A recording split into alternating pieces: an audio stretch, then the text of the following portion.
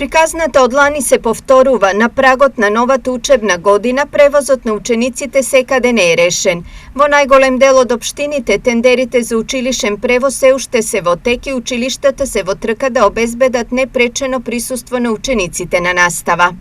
Да, Општинското средно училиште Аца Русковски, согласно законските прописи, односно согласно планот за јавни набавки за 2022 година, има распишено тендерска постапка за превоз на учениците кои учат во Општинското средно училиште Аца Русковски, а се од територијата на двете општини, општина Берово и општина Пехчево, односно од сите населени места кои што се на подрачјето на овие две општини. Идентична е состојбата и во Штип, каде за дел од училиштата превозот е обезбеден, но за дел постапката се уште тече.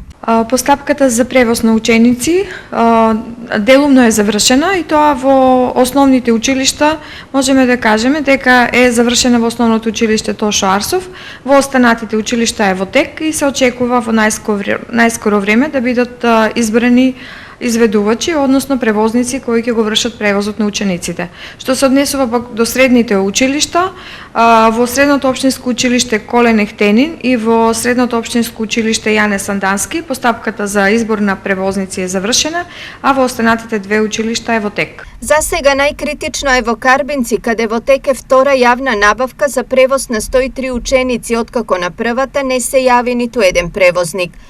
За разлика од повеќето општини од регионот, Делчево веќе има обезбедено превоз за учениците до крајот на октомври. Со тендерот од претходната година имаме обезбедено превоз за ученици до 31 октомври. Тендерот за текомната година се одвива паралелно и се надеваме дека, како и досега, ќе немаме никакви проблеми.